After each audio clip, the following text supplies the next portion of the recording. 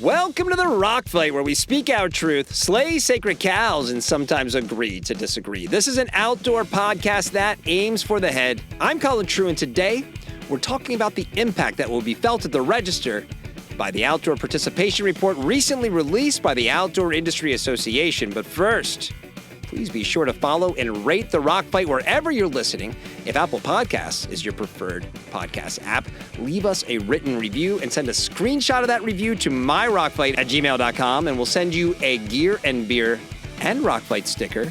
But whatever you do, leave a 5-star review on any of those podcast platforms, and head right now to rockfight.co to sign up for our weekly newsletter, News from the Front. It comes out every Sunday with advanced copies of the articles we post throughout the week. Okay, let's start the show.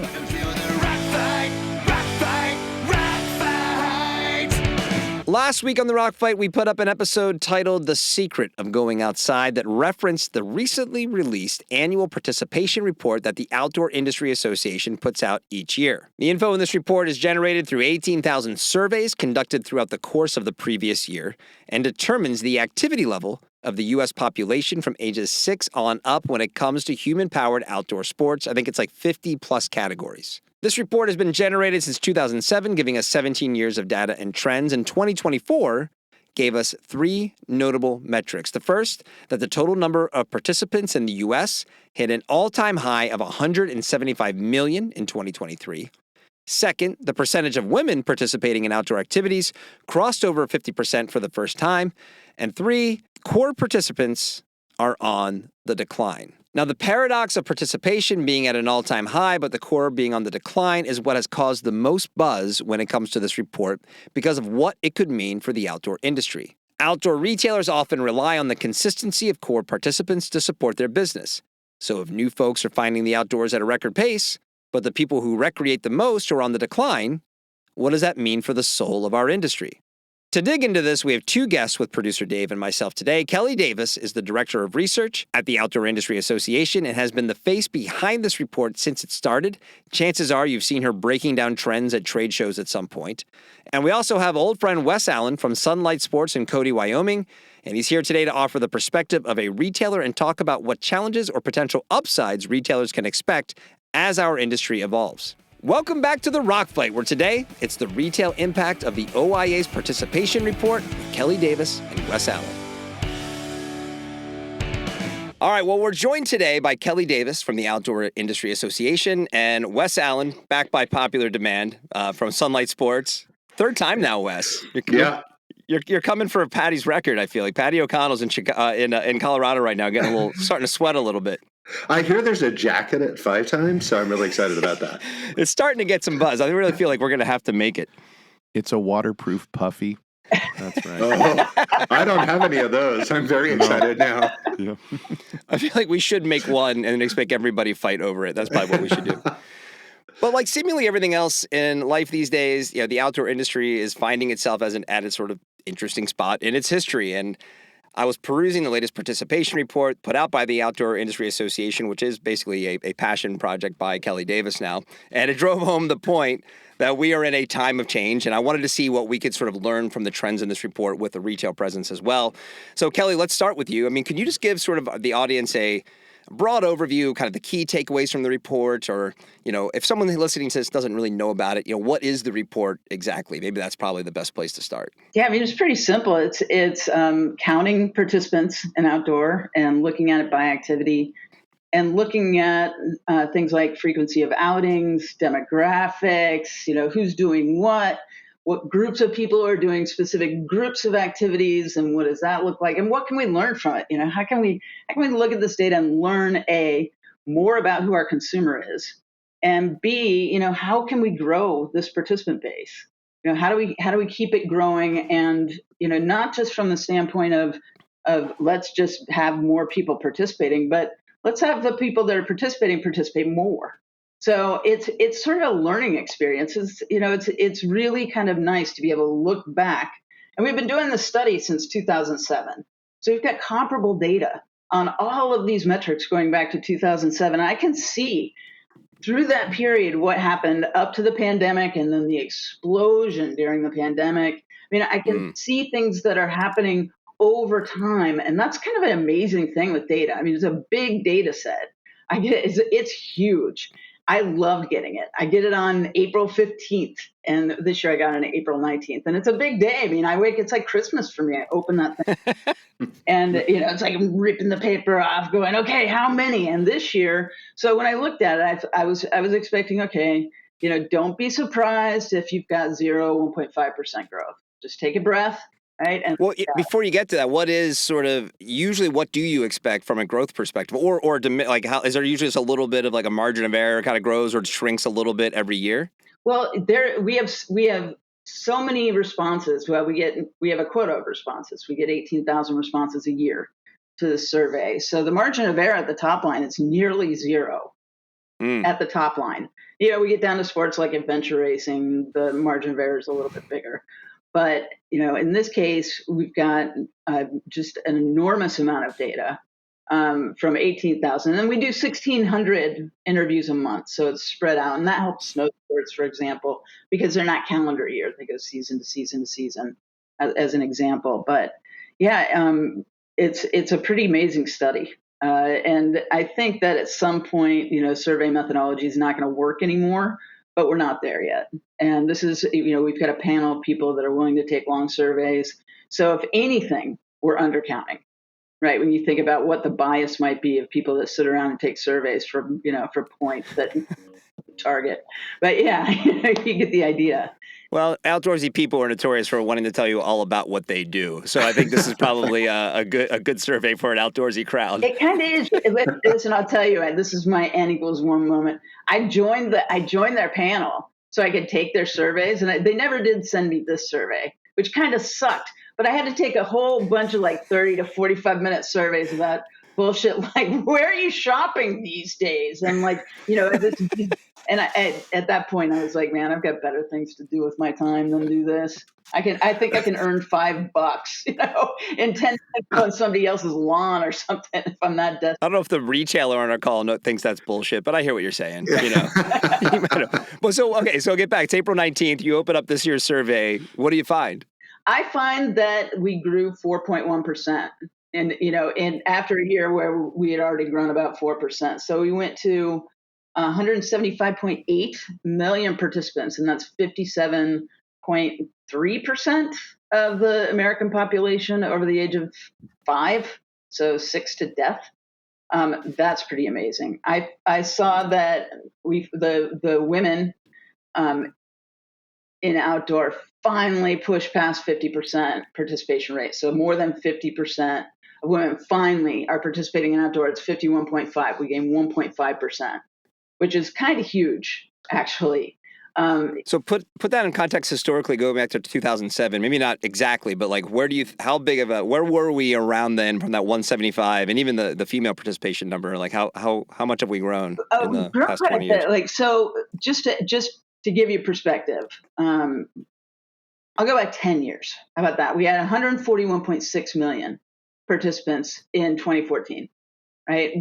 And that was about 47% of the population. We're at 57. We've gained 10% of the population in 10 years. I mean, we're up since the pandemic. We're up 22.2 million participants.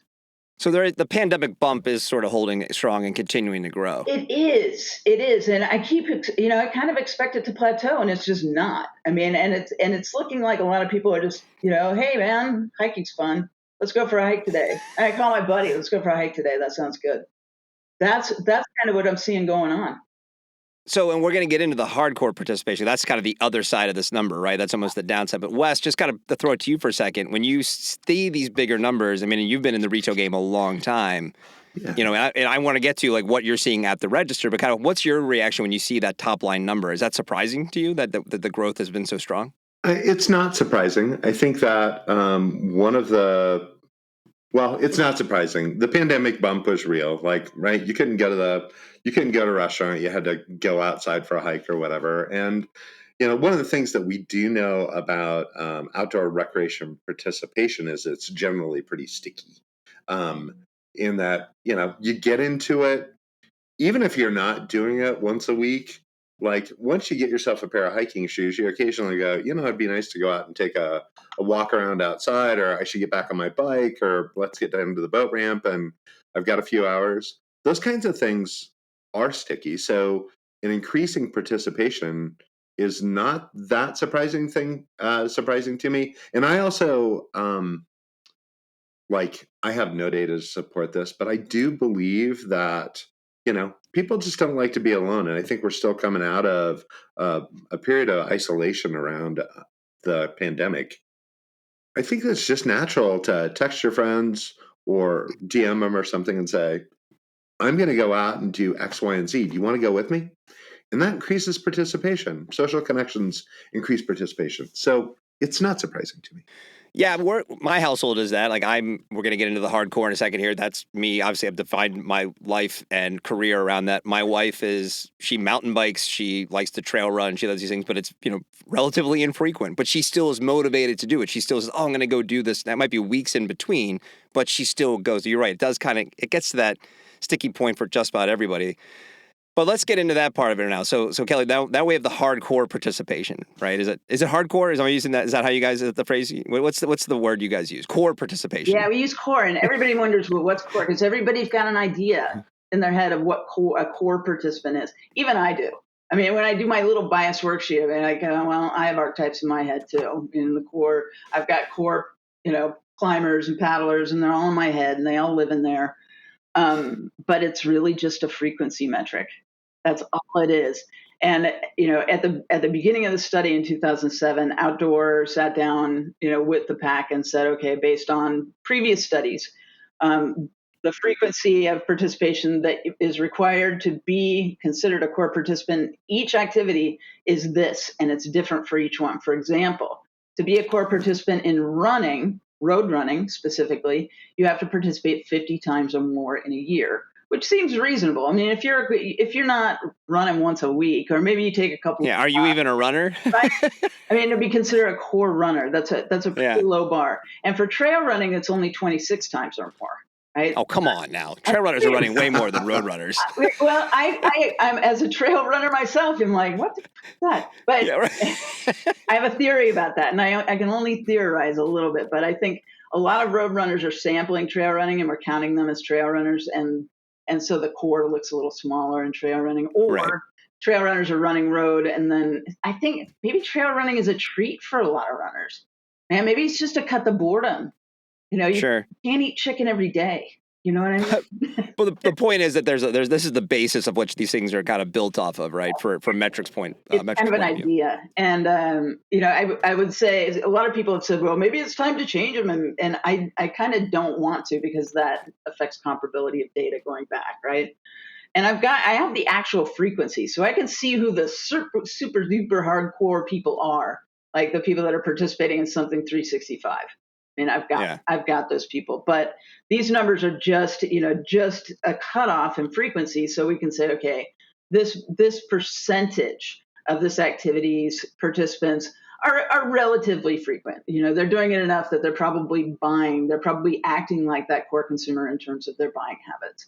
As we want to look at this in terms of what information can we deliver from this to guys like Wes to help him understand, what we're just in the overall base that might help retailers understand their consumers better. I mean, that's so.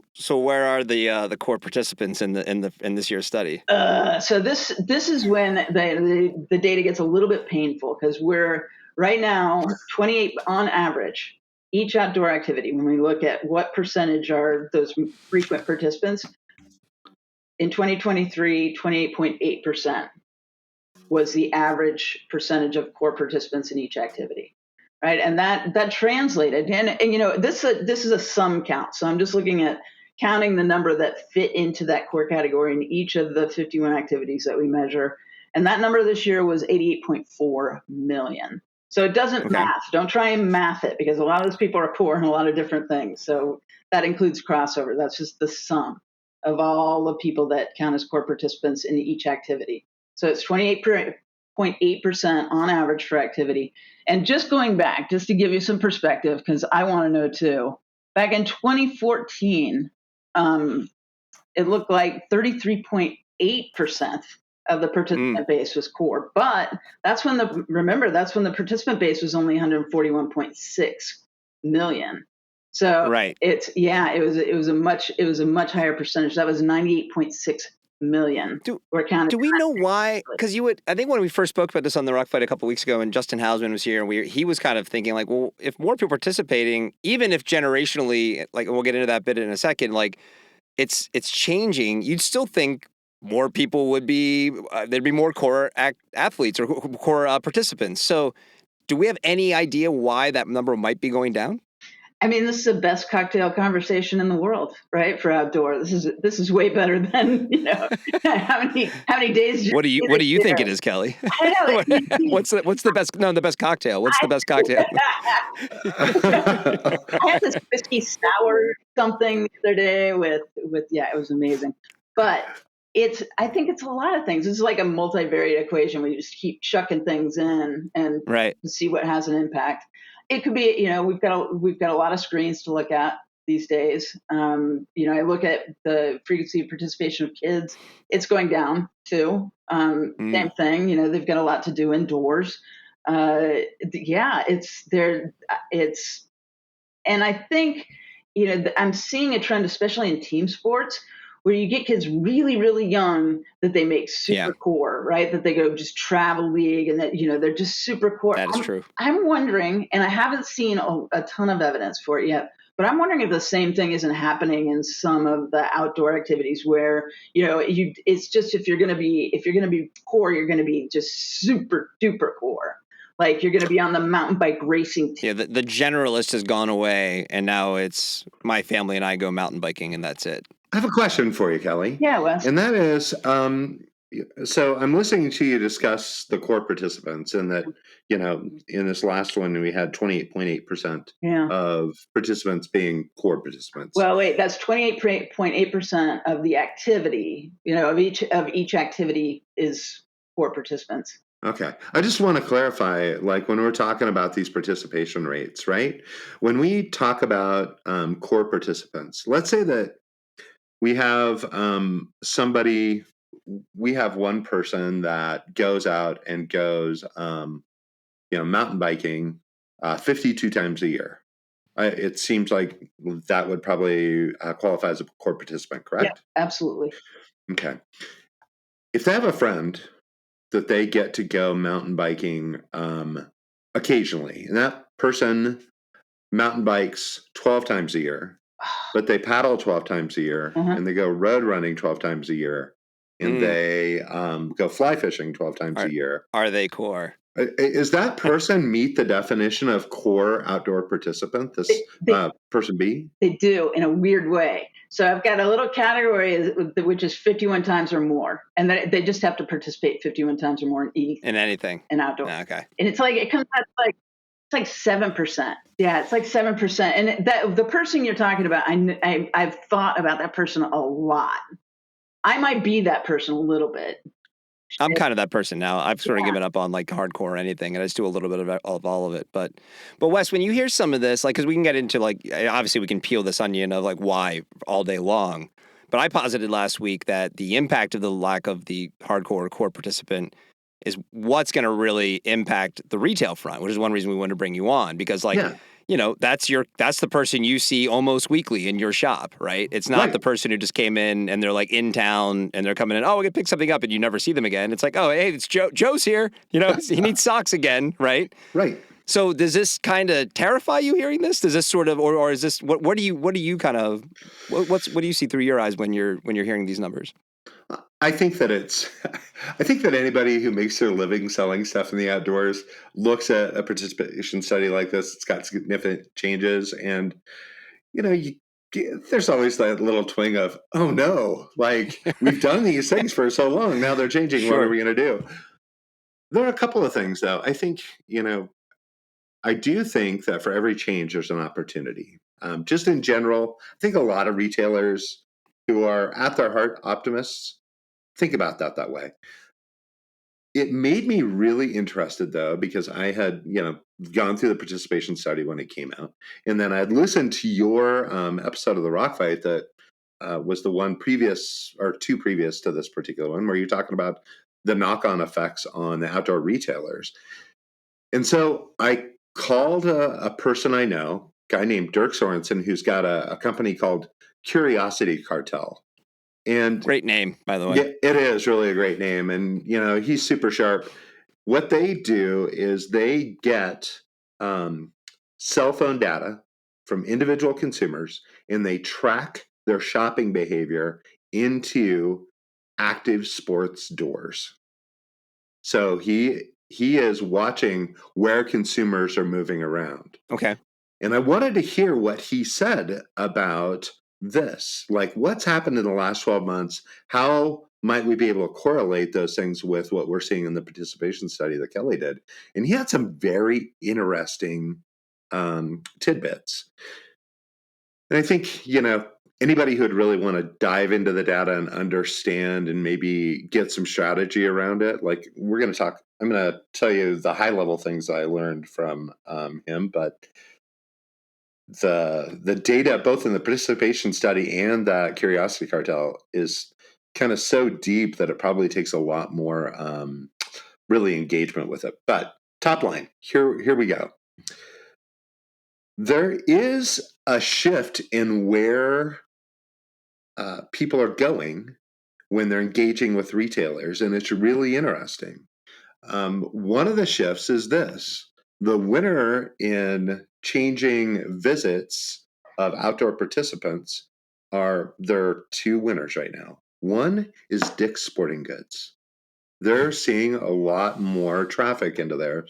And the other winner in this, ironically, and I know it's coming from me, so, and I am definitely a homer for specialty outdoor retail, but Dick's Sporting Goods and specialty are both seeing a benefit from this shift in participation.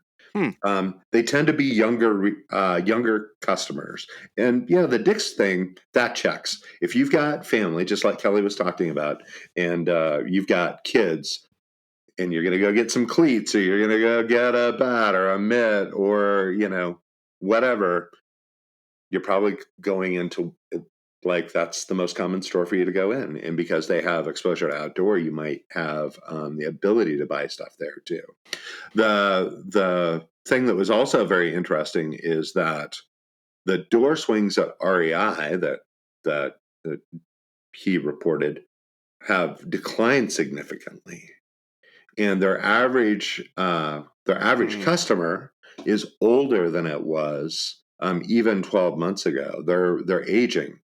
That does tie into some interesting points that Kelly had in the participation study, where there was an increase in participation with the older consumer. I think, Kelly, the thing that I read was that there was increase in 60 plus participation, yes, right? 55 and over had a 12.5% increase in 23. It was amazing. Yeah, and that's where you're seeing the strength for REI. But the younger consumers, you're seeing strength, like I said, in DSG and in specialty. And I think that, married with the conversation about participation, has some really profound implications on strategy going forward.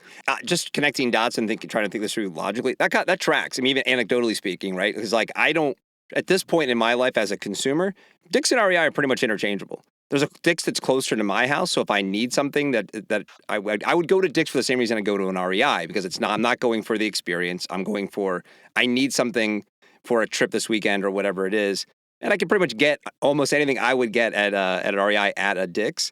Now, if I wanted to go shop something very specifically and I knew that REI had a deal or something like that, then there's a reason to go there versus my specialty retailer, which is always going to be my default to number one, because I like shopping at specialty stores. But it's a really interesting thing. If other people are seeing that as like there is an interchangeability there between Dick's and REI, it creates an opportunity for the specialty account to further differentiate themselves from those folks. And, the REI experience has been tough lately, right? I mean, either whether it's, politically or union or whatever it is, like we've talked about it, Wes, in the past, Sure. so. That's a really interesting point about how this actually could shake out and where the opportunities lie and where the pitfalls lie. I just want to give one more piece of information there that kind of correlates exactly what you just said, Colin, because one of the things I learned from my conversation with the folks at Curiosity Cartel was about trade radius. I'm meaning, like, what's the area that any particular door pulls customers from? For both an REI and a Dick's Sporting Goods, their trade radius is pretty small. It makes sense. A lot of them are suburban. They're placed in suburban neighborhoods. Mm-hmm. So, just generally shorter. The trade radius for specialist retailers is quite a bit larger. So people will travel further to go to those stores, but the saturation and the distribution of things like REI and Dick's Sporting Goods leads to them being more of a shop that people go into for convenience, perhaps. Again, there's data and then there's what you take from it. And you have to be careful about the assumptions you make based on some of it. And if it reinforces your biases, but I think there's really some meaty intersections between that participant data and the cell phone tracking data that we see in the outdoor space. Before we move off of this, what are you seeing in your store? Do you see any correlations between the folks coming in your stores, the buying habits, even just like not too deep in the weeds, but like even the revenue cycles? Like what are you noticing? Are there any correlations to what Kelly has in her report? Well, I think there are a few correlations that I would say are things that I see as knock-on effects. Because one, a lot of the buying power is with an older customer. The boomer generation, or whatever you want to call it. They are the most financially secure cohort by age in the U.S. And so you still see them. Spending quite a bit of money. When you look at people who are in the younger cohorts, they're being pressed by just a heightened cost of living. And so I know that what we see is more price sensitivity there. They're anecdotally, the people who are coming into our shop, we have a relatively young demographic.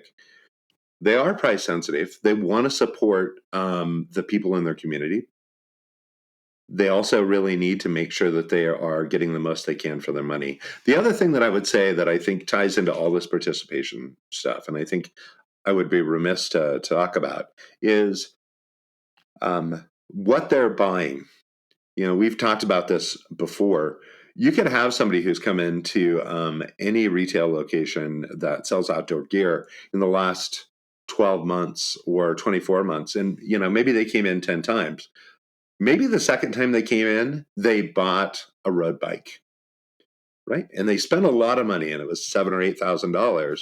Well, they might have come in 6 more times since they bought their road bike. They did not buy another road bike. They bought gels. They bought a repair kit. They maybe bought a new pair of shorts. Like, hey, you want to buy another road bike? Like, right, that'd be pretty great. If we sold road bikes, I'd be all in on that. Yeah, no, good point. Yeah.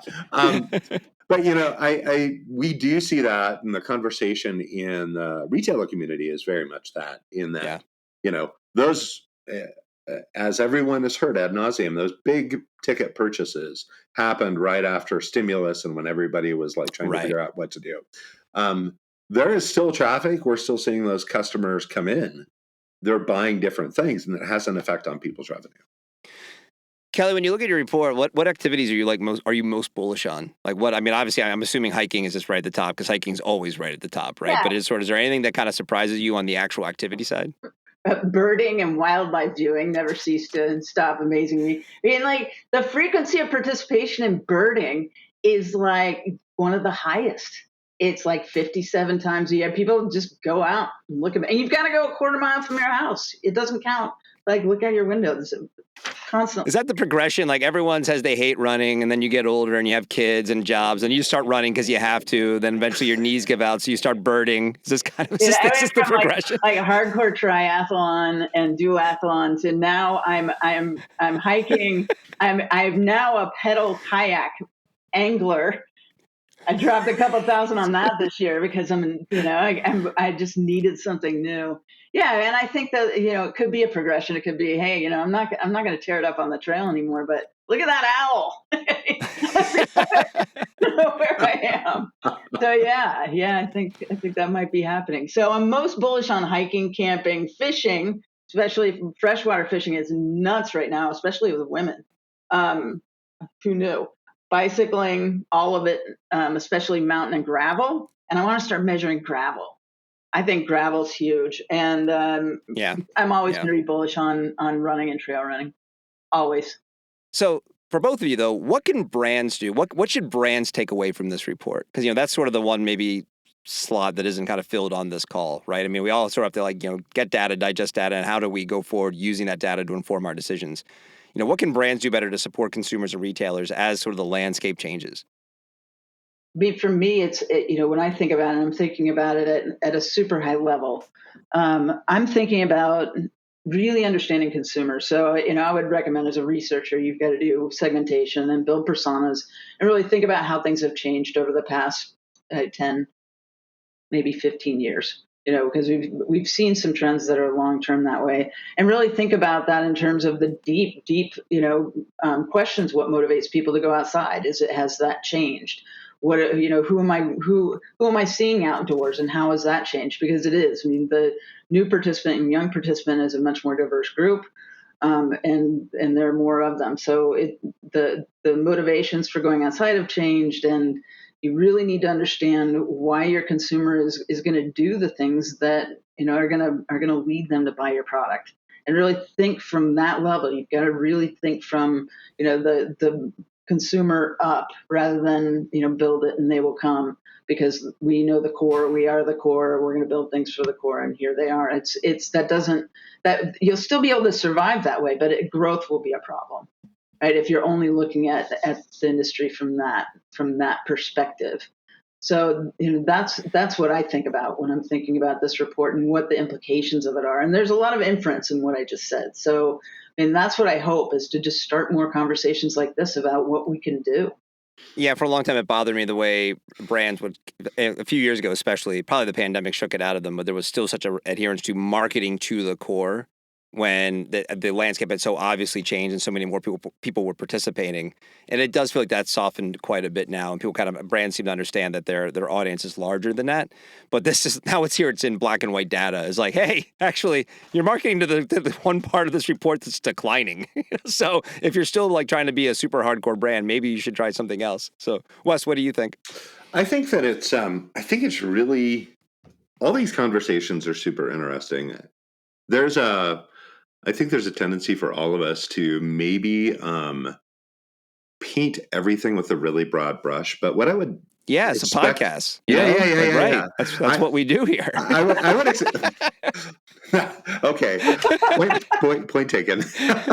What I'd hope brands would do with this is, I think that they would want to dive a little bit deeper. I think that one of the things that we're going to see over the next 8 to 12 to 18 months, as profit is going to be really thin on the ground. People are not going to be making as many dollars selling things, or at least they're not going to be keeping as much. As margins go down, there's a lot of product in the system right now.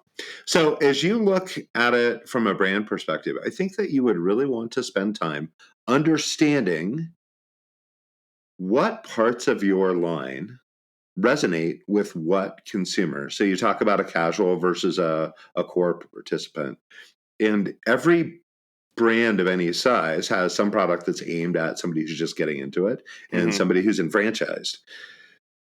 What you would hope, or at least what I would hope to see from brands, is a little bit more thoughtfulness than they've had to use in recent years about what they make, how much they make of it, and where they put it.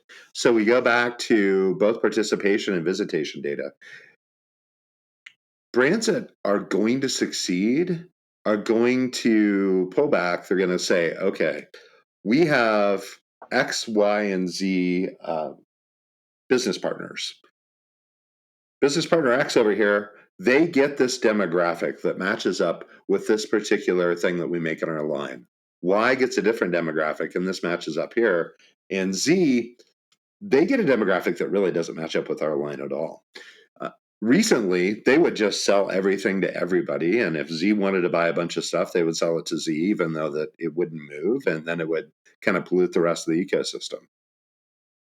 I think that anytime that you get access to data like the participation survey and the other data about not only who's participating, but how they're interacting with the business side of the industry, you would hope that successful brands would step back and they would have that high level strategic overview.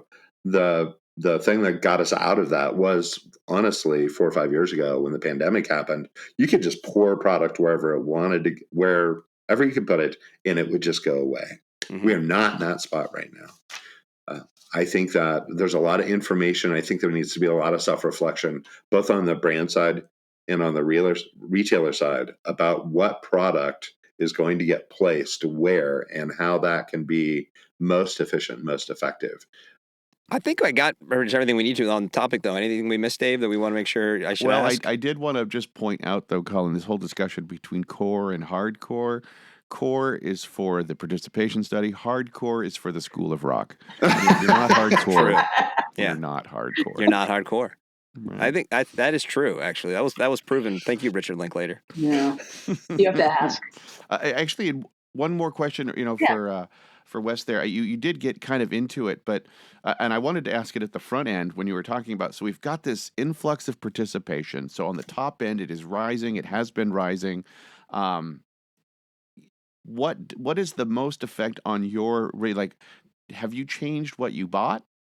Have you seen this new customer come in? Because you're in a special case in the sense that you're a core specialty retailer in a very core specialty location, right? So I would imagine your store in a larger market might have a different perspective on this, but I'm just looking at you. I call what where you are is what I call in my kind of world an aggregator town, right? You're in a place that aggregates outdoor enthusiasts of all kinds. They come for the nature, they come for the small, they come for like that. That's a great place where you bring people together.